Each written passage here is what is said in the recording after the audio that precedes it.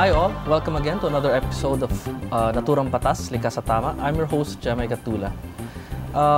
The most authoritative interpreter of natural law is the Catholic Church. And yet, despite the fact na, well, we have those State of the Nation's address, the State of the Union's address, na dinidiscuss mga presidente kung anong nangyayari sa bansa, the Catholic Church seems to have a little bit of a problem discussing yung state niya at this moment. A lot of Catholics seemingly are unaware of what the true state of the Church is. Now, our guests for today will discuss or give their opinions on what the state of the Church, and hopefully we will be able to be enlightened on this, what they call the most authoritative interpreter of natural law. Beside me is, one of the most admired men I've seen or met is Father Francis Gustilo. He is also from the Salesians, of which I grew up with, and he is also a member of the International Theological Commission. That's right, yes. Thank you. Beside him is our constant friend, Dr. Raul Nidoy, who is a Director for Formation of the Parents Education Foundation. I got that right. And he is also a Doctor of Theology from the University of Navarre in Spain. And beside him is David Rosario from the University of Asia Pacific, renowned author and I think chef. Anyway, I made the last one up. So, but let us move on to the serious topic of the state of the Church. And I think Raul, the lot falls on you. The one that's most publicly causing problems, at least in terms of media relations and the like, is the so-called pedophilia scandals of the Church. Is this a real problem, or is it something that medyo binlow up lang ng media? Well, it's a real problem. No? But before I go to that, no, because I was intrigued by the term that you use, the state of the Church. No? But in reality, well, the deepest state of the Church is that it is in God. No?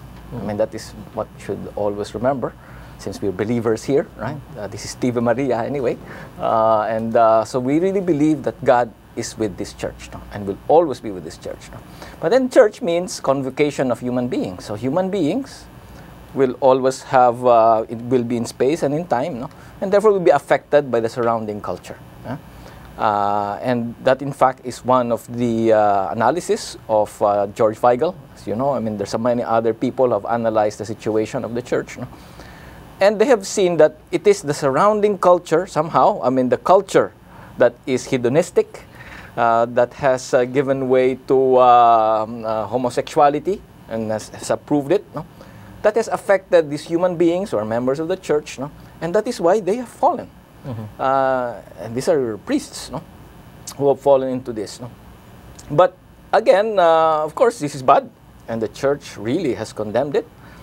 And in fact, Ratzinger has said very clearly, no, referred to the filth within the church. No? But at the same time, we have to see it again in its larger context. It's not only the church that is affected by this filth. No?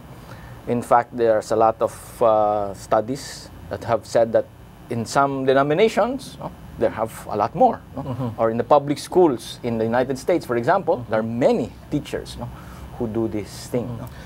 Yes. I think that's right. I mean, when you really consider it, if you're going to hate the church because of the fact that there are the pedophilia scandals, and Ratzinger had said that it is indeed filth.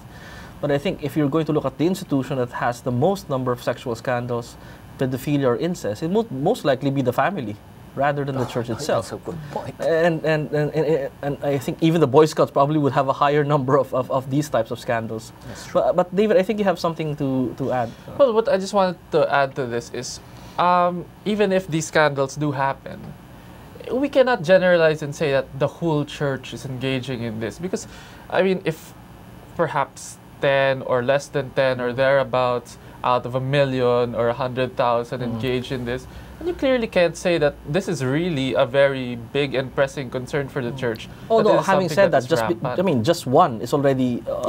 Considered a tragedy. It's considered a tragedy. But the problem is sometimes media blows it out of proportion. That fine, yes, there could have been one or several who committed these abuses, these offenses, but there is really no need to blow it up to make it seem like all priests or majority are engaging in it because it's in the same way like accusing perhaps the legal profession of being a profession that we can do away with just because of the fact that there are a few or even perhaps many lawyers who are not really living up to their oath. But can I pose an interesting query that was made? Because in the 70s, I believe, perhaps even in the late 60s, there was a move to be a little bit more tolerant towards gays or homosexuals. And I think, couldn't that have contributed to the pedophilia scandals later on in the past? For sure. Yeah, that we have had in the recent... That's for sure. As I think, as I've mentioned, in fact, Rick Santorum, as you know, is one of the Republican contenders, quote unquote, is in hot waters for the mainstream media because of a statement that he made that in Boston, the culture is like this. It is so permissive, so hedonistic. That is why it's the center of the Catholic Church scandal.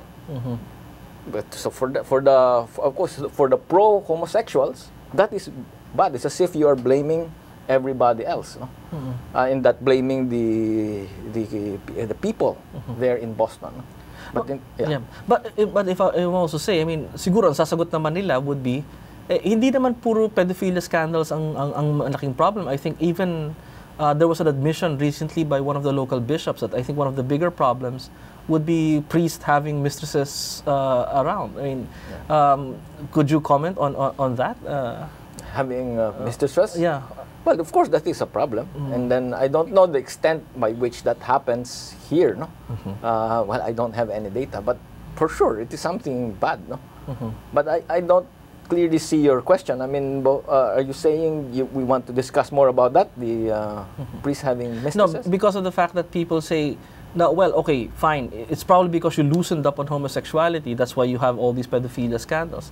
But at the same time, just to give a contrary view, but hindi rin naman puro pedophiles ang problem. The other problem is with regard to the and then what you're trying to point, what they are trying to point at is that it's perhaps because of the celibacy rule. Is that it? No? Perhaps. Yeah. Well, you know, the celibacy rule comes from, of course, this is tradition, and then it is a discipline within the church. No, it has been integrated within the church itself, and our Lord, who is totally wise, no, has seen that it's the right thing for His church, no? And the church has said that it doesn't have any power. That it will not change that discipline.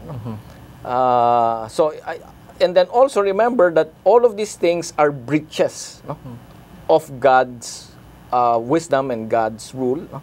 So it's not that it's because so it is more of going away from what should be. No? So. Yeah, we'll take up celibacy in a bit, but I'd just like to press the point further. Another allegation that they made with regard to the pedophilia scandal is that, well, okay, fine, there's a problem, but okay, things happen, but the problem is that the church apparently made a cover-up on this. What can you say, David? The church is not covering up anything. In fact, the mere fact that bishops and even the Pope have gone on to make statements shows that they're really not hiding anything from the people. They're being transparent. Now, but how come none of these priests were put to jail? Well, the thing is, before you can put someone to jail, you have to actually bring them to a court of law, press charges against them. Well, if there was an offense committed, then someone should put a case forward. But it's not the fault naman of the church that the people who have allegedly been abused do not put forth a case. Kasi, well, as far as the church is concerned, if you feel that we did something wrong, or some of our people did something wrong, it is something you can put them to jail for, then go ahead. Go through the means, the judicial system. Well, the family itself or the police perhaps could have filed the charges. That's what you're saying. Yes. But the one person, I think, who bore the brunt of the accusations with regard to taking responsibility for this would be then Cardinal Ratzinger, now Pope Benedict. Yes. But as we were talking before we went on air, that's a bit ironic considering, as you say... that he was, in fact, because of these accusations, what was exposed is the very fact that he was the #1 person in the Vatican who was pushing for reforms within the church and how to speed up the process of disciplining this clergy. So he was a model, in fact. No? So it backfired on the liberals and then the mainstream media that they were accusing Ratzinger. But in fact, he was the best man for the job. And the other one, datum that I'd like to contribute here, is that there is an independent entity in the United States who have studied how institutions have approached this homosexuality by adults towards people under them.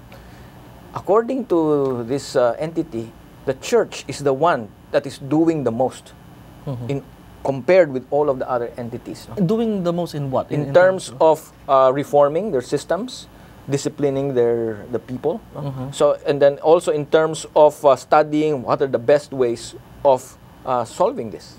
Well, that's probably right. I mean, in terms of sexual harassment alone, I think the church would probably be one of the leads in this regard. Right. Has there any been changes that you've seen with regard to the selection of priests? Like, for example, Father Gustilo in Well, last week when the Archbishop of Manila was asked to go to Rome, it was exactly this 4-day seminar, symposium, organized by the Gregorian University, sanctioned by the Congregation of the Doctrine of the Faith and other congregations of the clergy, example, of the Vatican, that they discussed towards healing and the ministry with regards to the problem of pedophilia. If you would read the book of an interview of the Holy Father Benedict XVI regarding the question addressed to him by Peter Siewald, a German. Is it Light of the World? Yeah, Light of the World. He was asked, is it a media ploy that the Catholic Church is being hyped up because of this pedophilia thing? Whereas it says in that book that there is a greater number of, let's say, Protestant pastors that have been accused, and the media is not hyping it up. And the Holy Father, in an interview, that he was not prepared for that question, he said, for us, is it a problem of who has more or who has less? For us, the problem is healing. How do we help the victim? Right. And I think that's the whole perspective of the church today. You could go into Zenith and you will find out with Monsignor Stephen Rossetti regarding what happened to that forum that was happening last week. I believe that Archbishop Tagle could be a good person in your next segment on this, because he was there, he addressed the forum regarding what they are doing precisely, what the church is doing about the pedophilia situation.